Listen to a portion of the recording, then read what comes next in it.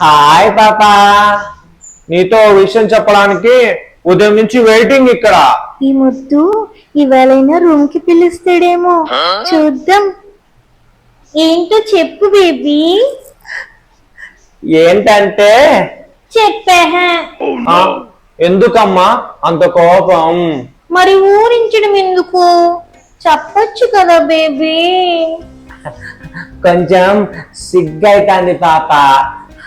ఊరిని సిగ్గు సెవడా? బ్రేకప్ చెప్తే సిగ్గు ఆగిపోద్దేమో. అంత మాట అన్నావేంటి పాపా? నాకు మండితే అలాగే ఉంటది మరి. నన్నిట్ట హచ్చే నీకు పాపం తగులుతాది. జోక్ చేసేలే కానీ ప్లాన్ చేయకుండా చెప్పు.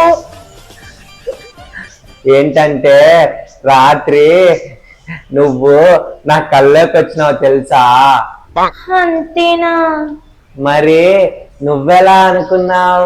నువ్వు చెప్తేనే కదా తెలిసేది. నువ్వు నేను కలిసి మనాలి పోయినామంట. పడవేసుకొని అక్కడ మంచు కొండల్లో ఈదుతూ ఉన్నామంట. పడవేసుకొని ఇస్తున్నావా? నీకేమన్నా చిన్నప్పుడు పిచ్చి కుక్కరిసిందే ఏంటి? పడవేసుకొని ఎలా ఈత్తా? అది కళ్ళలోగా ఎలాగో ఈదంలే పాపా. నువ్వు నీ కల్లోని చొక్క బెడ్రూమ్ లో రొమాంటిక్ కలేమో అనుకున్నాను.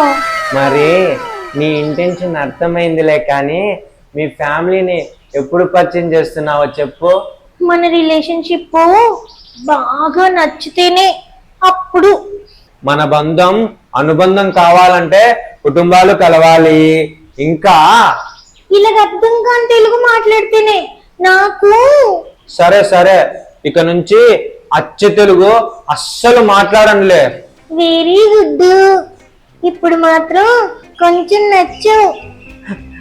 అయితే మరి మరి ఎందుకు బేబీ ఈ రోజు నా తలకి తినేస్తున్నావు? తొందరగా చెప్పేసావచ్చు కదా.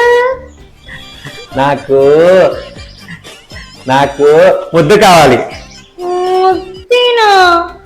నువ్వు అసలు ట్రెండ్ లో లేవు బేబీ. అప్డేట్ అవ్వు, వెయిట్ చేస్తుంటా.